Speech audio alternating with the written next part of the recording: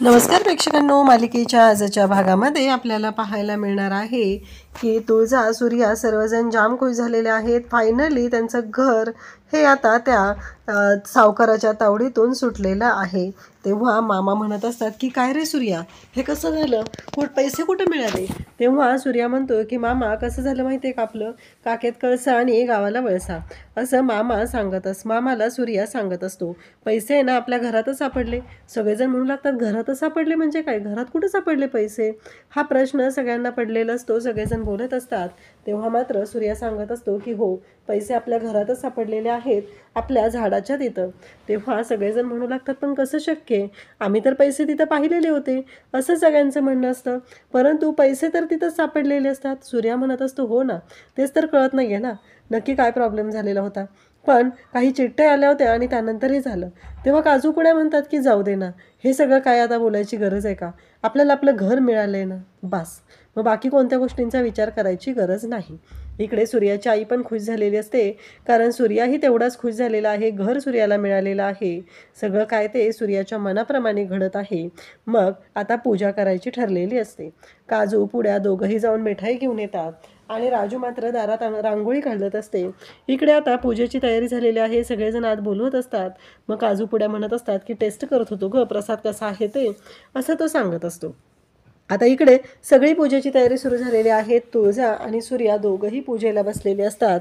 दोघंही पूजा करत असतात, कारण सूर्या हा देवाचा माणूस आहे आणि म्हणूनच घाबरून कुणीतरी आपले पैसे परत आणून दिलेले आहेत, असं सगळ्यांचं म्हणणं असतं. त्यासोबतच इकडे पाहायला मिळतं की पूजा संपन्न होते. गुरुजी सांगतात की पूजा संपन्न झालेली आहे, आता तुम्ही दोघांनी जाऊन हा कलश घेऊन जायचं आणि आपल्या घराला प्रदक्षिणा मारून यायची आहे. मग आता घराला प्रदक्षिणा मारायला सांगितलं जातं. मग दोघंही उठतात आणि घराला प्रदक्षिणा मारण्यासाठी जातात. घराला प्रदक्षिणा मारायला सूर्या आणि तुळजा चाललेले असतात. घरातले सगळेच जण बाहेर झालेले असतात. सगळेजण खुश असतात. फायनली हा दिवस उगवलेला असतो आणि सगळं काय ते आता सूर्या आणि तुळजाच्या मनाप्रमाणे घडत असतं. परंतु काही शंका ज्या असतात त्या काही मनातून जात नसतात. काहीही झालं तरीही सूर्या आणि तुळजा यांच्या बाबतीतलं हे जे काय आहे ते खूपच छान घडलेलं असतं. घर मिळालेलं असतं, त्यामुळं आनंद तर असतो. मग आता प्रदक्षिणा मारून आल्यावर गुरुजींना नमस्कार करतात आणि सगळ्यांना प्रसाद वाटायला घ्या असं सांगितलं जातं. तुळजा सगळेजण आत जातात. सगळ्यांना प्रसाद द्यायचा असतो. सगळेजण आत गेलेले असतात आणि फायनली सूर्या पण तेवढाच खुश झालेला असतो की त्यालाही खूप छान वाटत असतं.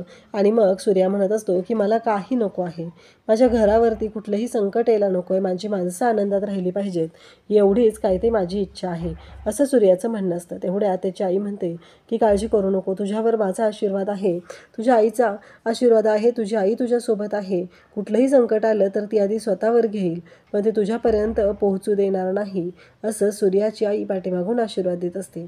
तेव्हा सूर्याला वाटतं कुणीतरी आहे, म्हणून तो मागं फिरून पाहतो, परंतु त्याला मागं कोणीच नाही दिसत.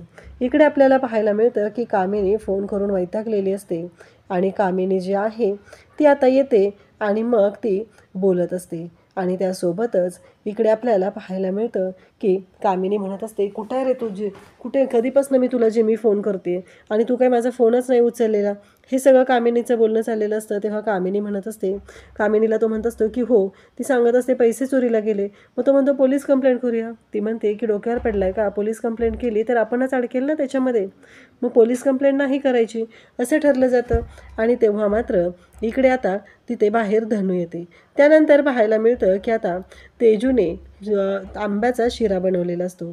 तेव्हा शालन मालन तिला समजवत असतात, तुला कसं आहे, तुला वाटतंय तो बदलला आहे, पण आम्हाला त्या बदलण्याचीच भीती वाटायला लागली आहे तेजू, तू गुंतत चालली, हा संसार करायचा म्हणते, पण पुन्हा एकदा विचार कर, काही झालं तरीही आम्ही आमच्या पोराला चांगलंच ओळखून आहे, असं या दोघींचं बोलणं चाललेलं असतं.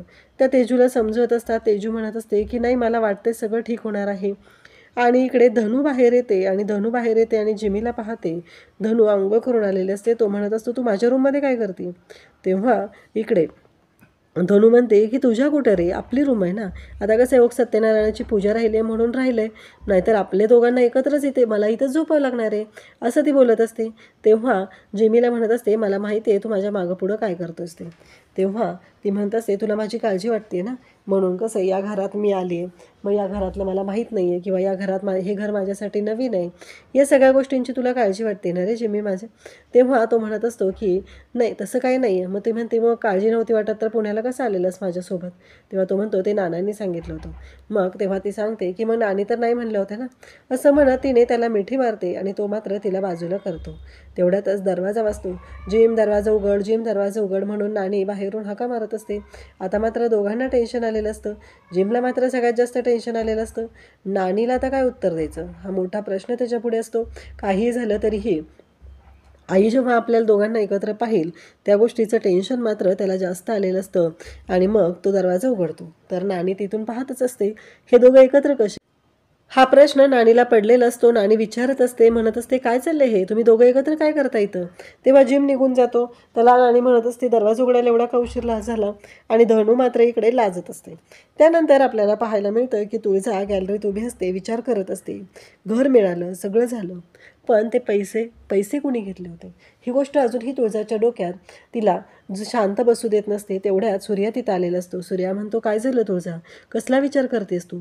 तेव्हा तुळजा सांगू लागते की सूर्या मला कळत नाही आहे, यामागे काहीतरी कटकारस्थान नाही आहे ना, अशी भीती माझ्या मनात वाटायला लागली. अरे मला कळत नाही आहे की नक्की काय प्रॉब्लेम झालेला होता, असं ती सांगत असते.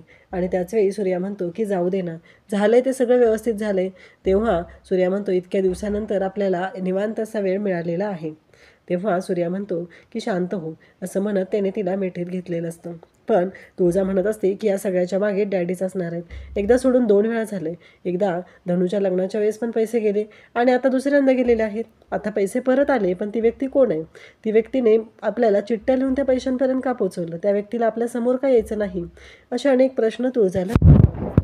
अशाच अपडेटसाठी उद्याच्या भागात आपल्याला पाहायला मिळणार आहे की तुळजाने आता ठरवलेलं आहे की डॅडींच्या विरोधात पोलीस कंप्लेंट करायची आणि तुळजा ही पोलीस स्टेशनला गेलेली असते. तेव्हा मात्र तिथं बोलत असतात आणि मग तिथं बोलणं चालू असतं. आणि मग इन्स्पेक्टर साहेब म्हणतात की जालिंदर निंबाळकरांच्या मुलीला पोलीस स्टेशनमध्ये यायची गरज पडली आहे. तेव्हा तुळजा सांगते की मी तर जालिंदर निंबाळकर यांची मुलगी नाही तर सूर्यकांत जगताप यांची बायको म्हणून आलेली आहे. आमच्या घरात एकदा सोडून 2 वेळा चोरी झालेली आहे, मला FIR दाखल करायची आहे. आणि मग ते म्हणतात नाव सांगा, तुम्हाला कोणाला संशय आहे का कोणावरती. आणि तेव्हा मात्र मग ती तुळजा स्पष्टपणे सांगते की हो, मला जालिंदर निंबाळकर यांच्या विरोधात कंप्लेंट करायची आहे. त्यानंतर आपल्याला पाहायला मिळतं की आता तुळजा आणि त्याचबरोबर सूर्या हे डॅडींकडे गेलेले आहेत. इन्स्पेक्टर साहेब तिथं आलेले आहेत आणि डॅडींनी हा मोठा डाव रचलेला आहे पुन्हा एकदा सूर्या आणि तुळजा यांच्यामध्ये वाद निर्माण करण्यासाठी. आणि मग ते सांगतात की कसं आहे, मॅडम आल्या होत्या तुमच्या विरोधात पोलीस कंप्लेंट करायला. आणि तेव्हा मात्र आता डॅडींना धक्का बसलेला आहे असं डॅडी दाखवतात, पण त्यांना हे सगळं ऑलरेडी माहिती आहे. सूर्या म्हणतो की कसं शक्य, डॅडींच्या विरोधात आम्ही पोलीस कंप्लेंट करणं शक्यच नाही, असं स्पष्टपणे आता सूर्याने सांगितलेलं आहे. अशाच अपडेटसाठी चॅनलला सबस्क्राईब करा. थँक्यू.